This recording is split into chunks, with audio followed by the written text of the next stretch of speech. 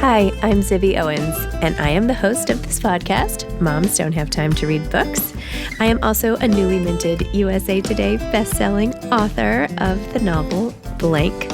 I've created a whole community of book lovers around this podcast, a publishing company, reading retreats, a bookstore, and more. Learn more at zibbymedia.com or follow me on social at Zibby Owens or join the community at Zibby Readers.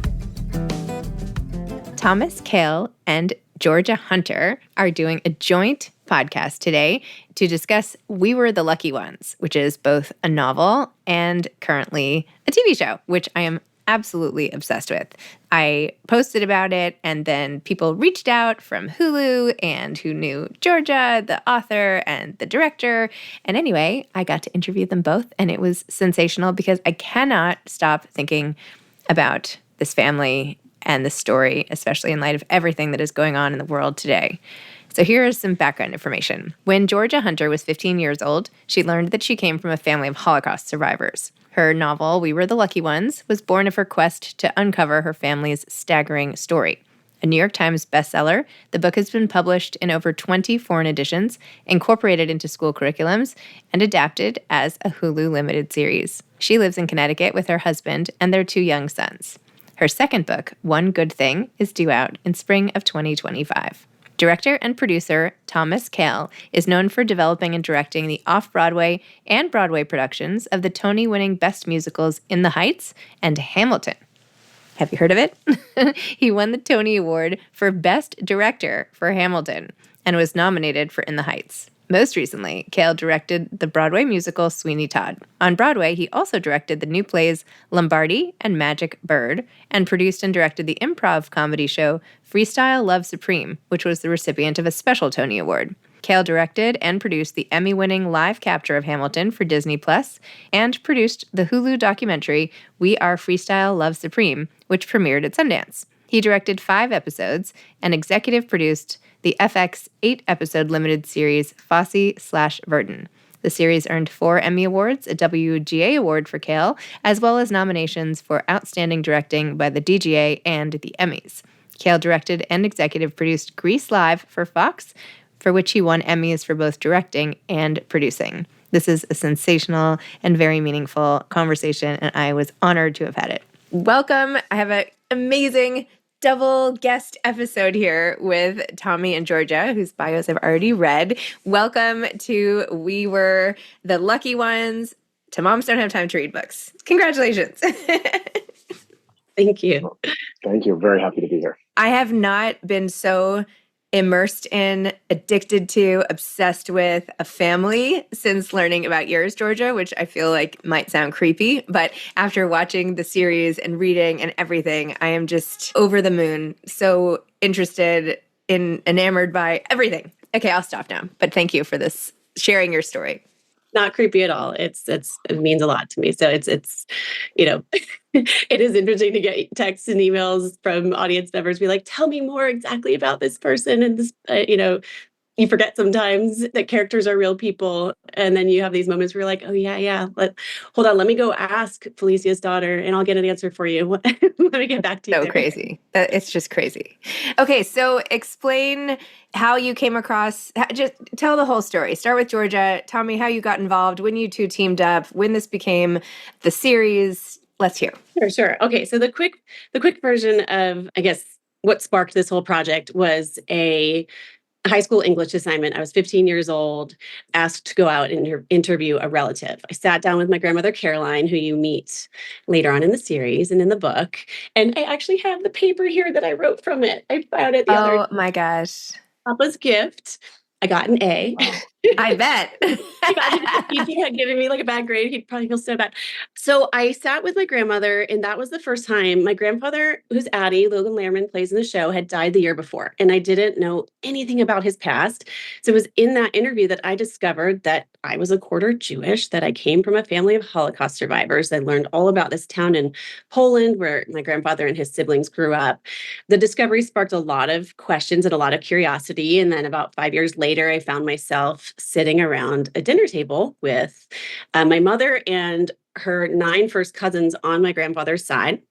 my mom's Addie's middle child, and they were telling stories about the war, and they were unlike anything I'd ever heard before. Babies born in Siberia and false IDs, a disguised circumcision, a mother-daughter escape from the ghetto. Like they kept coming, and I remember thinking, how have I never heard these stories before? And someone really needs to write them down. And I was 21. I just graduated from college. And I didn't necessarily know at that moment that that would be me, that somebody. But I think that's when the idea was seeded, and I couldn't quite shake it. And 8 years later, I set off on a mission to unearth and record the story. And I flew around the world. My family is very global. We live on all the far corners of the world. So I knew it would be a big endeavor. And I got the permission and support of the family and my husband, Robert. And I started flying around with my little digital voice recorder and collecting interviews and doing a bunch of outside research, and then also just traveling in the family's footsteps. It was important for me to go back to Poland. No one ever went back once they left. And I wanted to stand there, where they once stood and see the home and experience it for myself. And little by little, the process took 9 years. So it was not a fast project, but the book came out in 2017. And Tommy was involved along the entire process because Tommy and I have known each other for 25 years. So right about when I started doing my research, I met Tommy through my husband, again, Robert. They were camp buddies, like summer, literally like 12 and 14, I think. So I knew Tommy, and he was cheering for me, along the way in the research process. And then when the book came out, about a year later, he called and said, hey, pal, how would you like to partner up and try to bring this story to the screen? And I'll let you talk about that a bit more, Tommy, but like that just, I was a little bit nervous about floating it out to Hollywood and to have it, land in the wrong hands, but to have a dear friend who also happens to be a little bit talented and so, so passionate about what he does and chooses projects from his heart. I just couldn't have found a better partner, and it felt like a dream come true. So yeah, we partnered up, and he introduced me to Erica Lopez, and then, like Tommy says, we pushed the rock up the hill, and here we are. Oh my gosh. Amazing. It's all true. All I can say is, once again, Georgia has told the truth. Well, the most important question, where did you go to sleepaway camp? I know. I mean, let's be honest. A Jewish story starts at a summer camp. So I grew up in Northern Virginia, in Alexandria, Virginia. And Robert, Georgia's now husband, grew up in Richmond. And this camp was called Camp Greenbrier. And it was not affiliated with the nice old hotel. It was in this town called Alderson. And it was an amazingly important and formative place for me. It was also, rustic. And by rustic, I mean, like 3 people in a platform tent and mess hall and, and all of that. So I started going there in 1988, and I became friends with Robert's older brother, and then met Robert a couple years later. So like in 93 or something like that.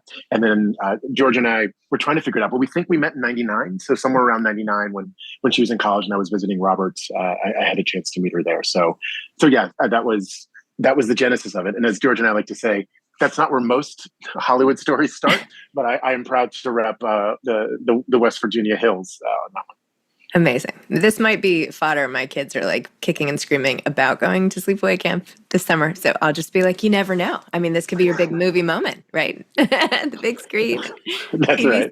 That's what we were dreaming about as we were canoeing and trying to fish. Yeah, exactly.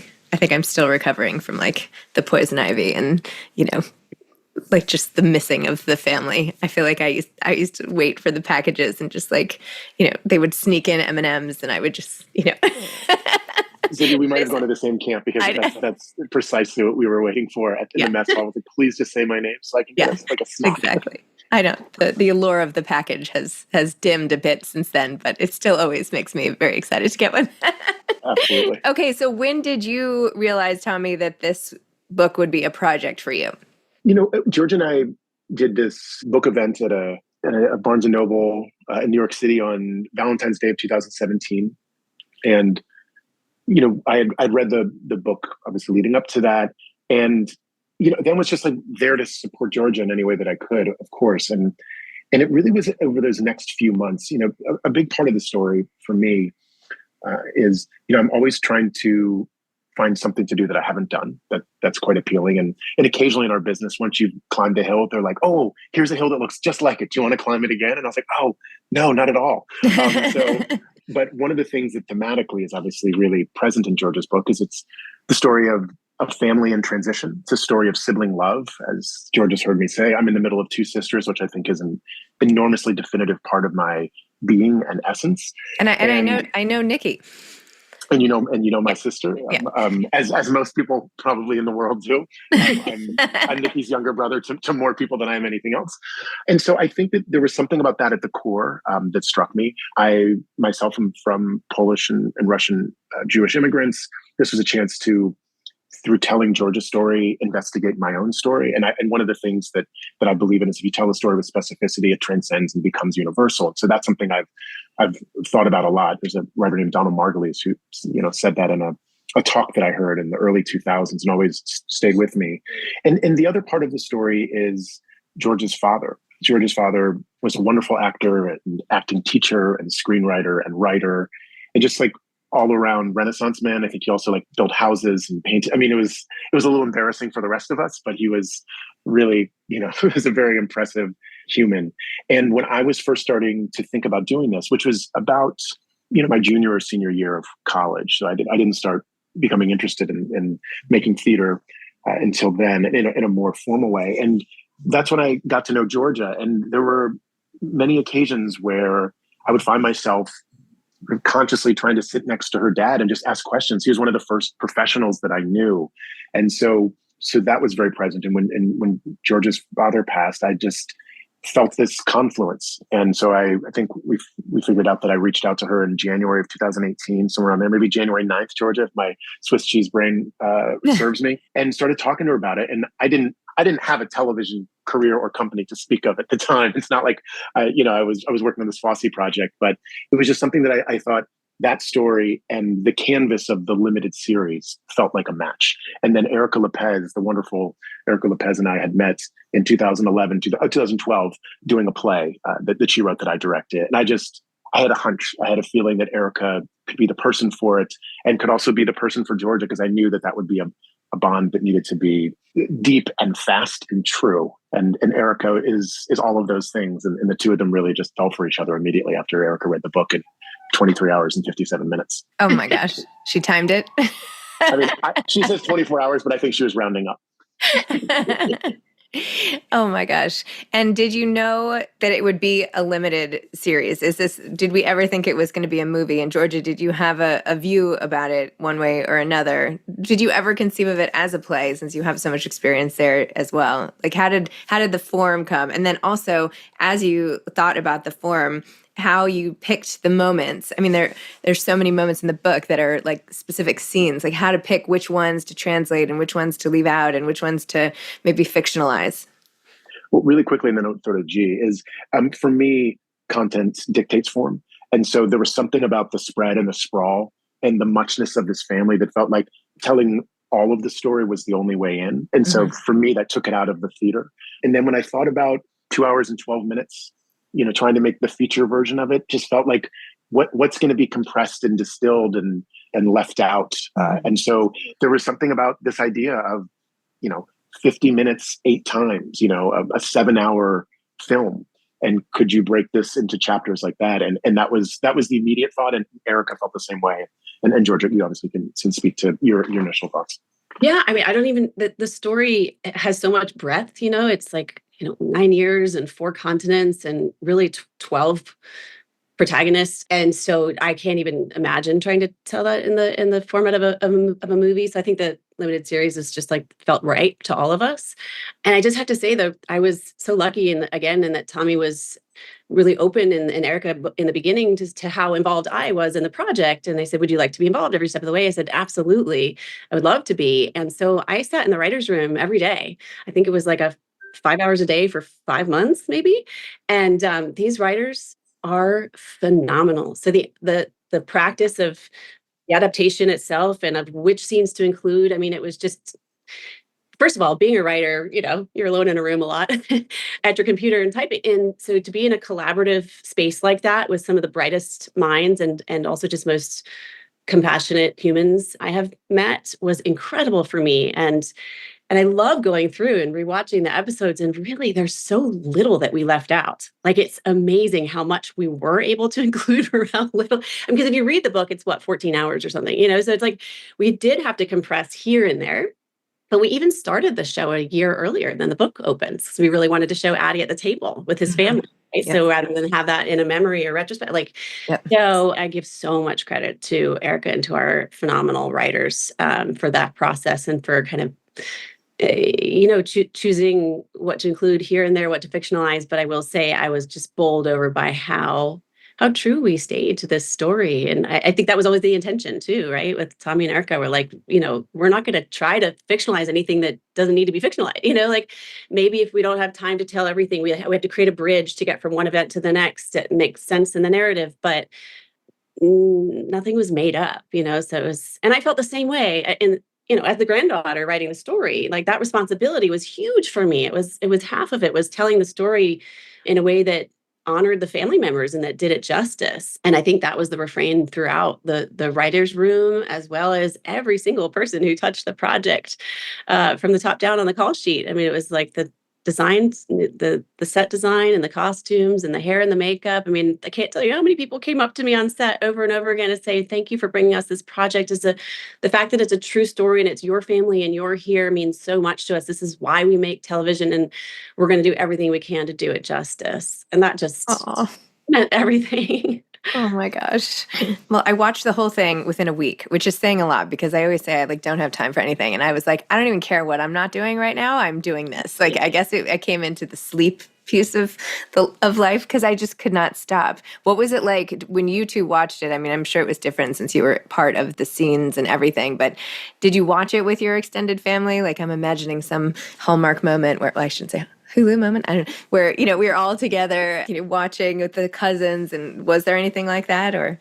Yeah, there was. Hulu was amazing. They put together so many screenings. I think we had 3 major screenings before the show even launched. And one of them, of course, we did LA and a premiere, and it was amazing to be able to watch with the entire cast. Was incredible because we'd all fallen in love with each other. And they are my second family now. Just have them all back in the same beautiful room and beautiful space was incredible. But another screening we did was at the U.S. Holocaust Museum. And we actually had an opportunity to donate our Quartz family artifacts while we were there. So we had this incredible where 32 relatives flew in from around the world, like France, Israel, Brazil, Switzerland, Colombia, the States, California, Miami, Vermont, you name it. And we all came together with little bits and pieces of the family's past, whether it was a passport, a false ID, my grandfather's snakeskin wallet, a piece of music.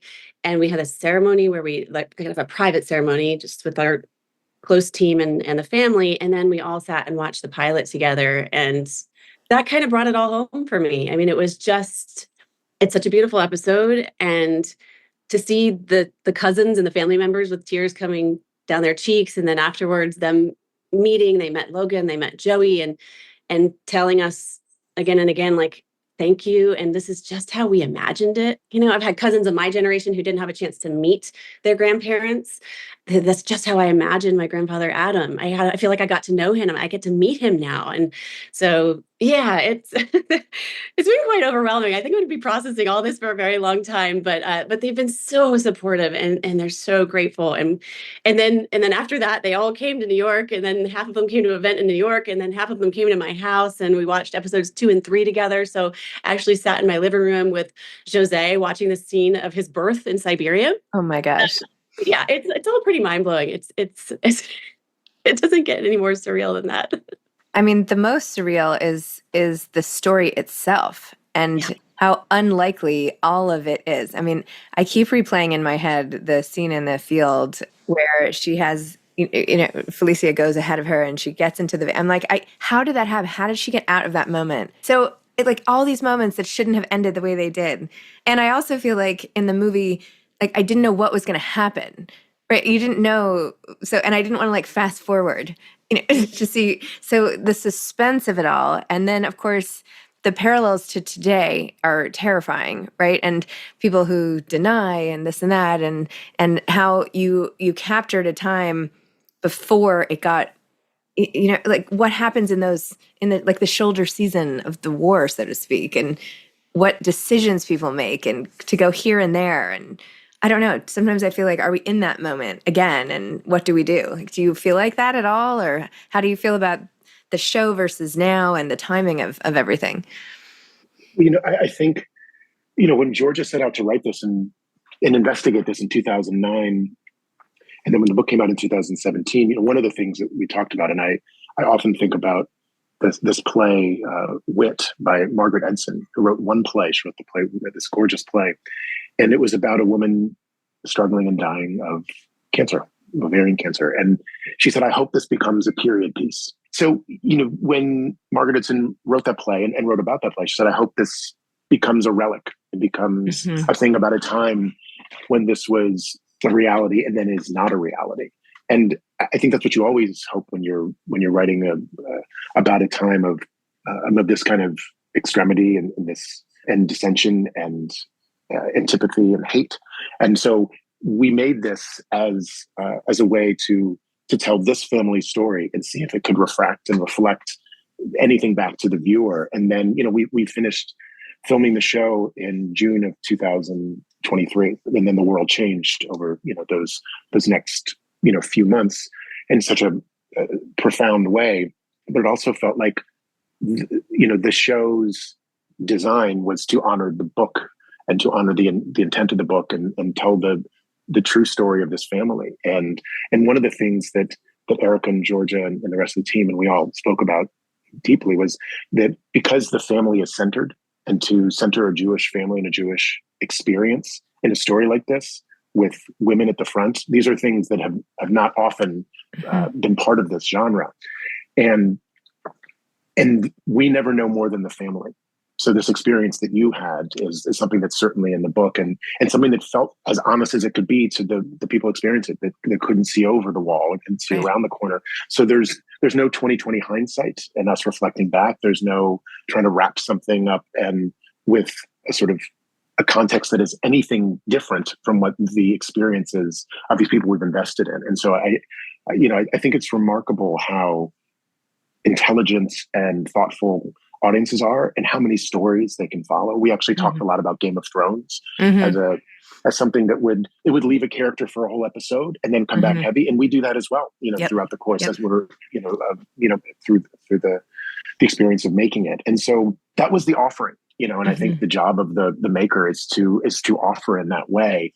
And then the thing that's been enormously meaningful for me, and I know George and Eric and I talk about this a lot, is how many people we hear about either that we know or that reach out to us that are watching the show with their kids, that are watching the show with their teenage kids. They're watching the show with kids in their 20s in college whose relationship to this time is being layered by the conversation that comes out of what George's book inspired. Yeah, that was actually something that I found particularly poignant because there aren't that many in-depth sort of chronicles of what happens when your kids get just a little bit older, right? And the love that this family had and how close they were, just because your kids are in their 20s. And I mean, I have teenagers and also little kids, but it's not so far away for me at least. And you don't lose that desire to still protect and congregate and all of it, even though they're older. Like you can't, and I felt like this was such a, especially Addie, who just his longing for his family and not knowing for so long what was going on and feeling so adrift because being part of his family meant so much to him. And then to have you here also, I mean, crazy. But I think that time of life is so formative and they're not quite over the hump of, it still matters so much. And I feel like any parent with 8 kids who are a little older or not can relate to that as well. Absolutely. I agree. It is interesting too. I was just talking to somebody this week about, who has, a kid in their 20s, and they reached out to them about this small thing. And I just said, like, you did it right. And like, there's still, like the desire, like you said, the desire doesn't dissipate. And once you experience that, it makes you both understand and not understand things about your own family. Like some things make perfect sense, then some things become more confusing. But there's also there's something to this idea, like the simplicity of the story was, can we get back around the dinner table? Yes. Can we have dinner together one more time? Yep. And that's what, that's really the frame of this story. And so when we went out with this pitch and everybody said, thank you, it's beautiful, but it's not for us. We knew that, and this was in summer of 2019, we knew that just wasn't the right time. But at that point, the book had made its way into the world with real impact. So we knew that there was something about this story, and we just needed to find the partner. And we repitched effectively the same story about a family trying to have dinner together, but it takes them 9 years, 6 months into the pandemic, and Hulu understood in a way that's, the context of the world then let us all have this universal experience of the desperation and the longing for all of the things that we thought would just be there. And that's what's threatened in our story in a different way. And obviously we all experienced as we were making this and making this coming out of COVID. There was something that got circulated the other day, pictures of us all on set. We're all masked. But there we were, like, making this thing, late 22 into 23, in Bucharest, Romania, and Spain, and then we could sit together with George's family, with the Holocaust Museum opening their doors to us, and we could all be in the room together experiencing it. And there's something about that community that is, I remember many times, as someone who has, spent a lot of time in the performing arts and in the live experience, I said, I didn't know if it was coming back either. And then there we were in DC together, and there we were in LA together, and New York. And I was with, I was with Georgia and Eric, and I just looked around. It's this is it. There is nothing. The family said we did it right. The museum opened its, its embrace to us. What else is there? Wow. And Georgia, I'm much more familiar with book marketing at this point in my life. I have, family and film and all that, but how have you found marketing the series and having to get the word out about that versus going on book tour and having to do the things to get a book out into the world? It's a good question. I mean, I think the teams at Hulu have been remarkable in their efforts to get it out. I think social media has played a huge part. There are billboards up all over LA and Miami and some other key cities, and that's really fun to see. I don't know. The book, I think, gained momentum a little bit slowly, and I think it became a word of mouth book. And so I'm kind of curious. I think we came out with a bang with this show, and a lot of people watched it, but I'm getting more and more and more and more watchers reaching out to me now. And I think the word of mouth is happening with the show as well. And I think that's the best compliment you can ever have, is if you give someone a book that you really liked, right? You should read this. This made me think of you. When someone watches a show and says, hey, you should watch this, I think you'd love it. So, we've done quite a few events. There's been the marketing effort from the teams has been, I'm so impressed by everything. Hulu's put together these incredible side-by-sides with real footage from family reunions next to footage from the show. So I think one thing I really appreciate and love with the way they approached how they talk about our show is it was never this Holocaust thriller, it was a family story. Yes. And let's lean into that. And it's what makes it different. And I think they've done such a good job and put together the most beautiful material around it. And to me, that's so important. That's the aspect that they're kind of promoting, and the way the cast talks about it too. I mean, they've been doing so many interviews, and I don't know where they find time, but they talk about the show in the way in a way that feels different, I guess, from other shows too, in the way it's touched them and the way it's changed their lives. So. And the other thing that I think has been really moving for me is that like we talked about families watching together, schools have really embraced this. So many invitations from schools to come and meet with students.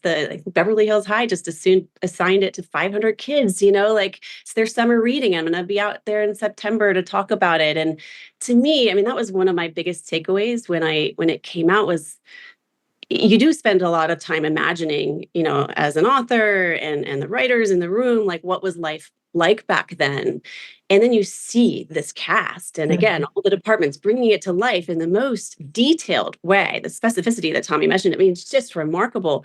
And you lose sense of history. You're living it right there with them. And I think for kids, especially, whatever the age, middle school, high school, college, to be able to watch in a way that they can relate to this very ordinary family. And they weren't the military family. They weren't the prestige, they were a family that I think all of us can relate to. And there's so many of them that you can probably relate to at least one of them, right? Or some part of that dynamic, whether it's a sibling or a parent, child, or So I love that schools are embracing it and that Hulu is embracing that new connection as well. So, no, Tommy, what would you say about the marketing of it?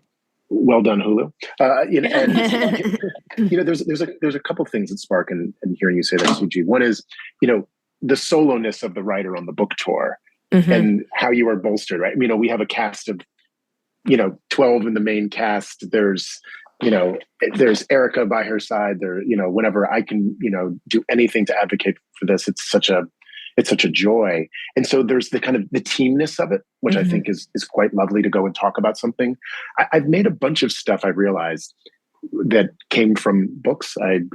A fair amount of work that I've done. And what I've said to the authors, whether Sam Lawson and Fosse or Ron Chernow with Hamilton or David Marinus wrote this book about Vince Lombardi that I made a play out of with my friend Eric Simonson wrote the play that I directed. Cheryl Strayed wrote this book called Tiny Beautiful Things, which really rocked me. And I became obsessed with the idea of a community experiencing that together. And so with my friend Nia, we reached out to Cheryl and made a play out of that. And when I said to all of those, those inspirations for these projects was, this is something to be a companion. My hope is whatever we do leads people to the book and they live alongside. The book will always be the book. And I think that's what, and look, Georgia's book has legs, right? Like we're still talking about this book came out in 2017. We all know how impossible that is. Like it's the unlikeliest of things. And the way that Georgia's book, that sort of gift economy of the book, I always say like, the reason that musicals run longer than plays is when you see a play and it's really good, you say, oh, you should go and see it. When you see a musical, you say, I'm going to take you there. And so like you have and so what that means is like, there's more tickets. So, all those things last. With the book, it's the same thing. Like every book that, I buy a book and then I buy it for 4 people or I give them my copy. There's something about that as it just got into the world. And so the fact that people are continuing to find the show, you're a really perfect example of that, Zibby. Like you found this thing, however many things. You watched this series, which is 8 episodes. You host a podcast about how you don't have time. You know what I mean? Like, so it's like, that's very meaningful for us. Like everyone that's listening, like we're all, we all understand that. And so it means so much when people take the time to do it. And there's barriers to entry. Everybody says, oh, it's a story about that. I know that story. Or the world is what the world is. Do I really want to go through that? It's a story about a family that does make it through, but there is loss, obviously commingled with that. It's a story that has romance and love and all the complexity, what it means to be young in the midst of this, because life continues on, even within like this horror. So all of that is there. And people are now, someone told me about it and, oh, like, here I am. We're seeing that happen. And that's what's so lovely about getting a chance to talk to you about this, just to continue to advocate for, for anybody to find Georgia's family. Oh, well, I'm sorry I came so late to it. I don't know how I missed it. It's not that late. It wasn't late at all. It's weeks. Well, no, the show, but the book. I don't know how I missed the book. I don't know. Anyway, here I am, and it was great. And actually, the show kind of scared my dog because of some of the scenes were very loud. She's very sensitive. So I ended up finishing it like on my phone, like watching it quietly. Anyway, it was very, very, very meaningful. I can't stop thinking about it still, and I always will. And it just is so important and uplifting and all the things that are important in life, right? Love, connection,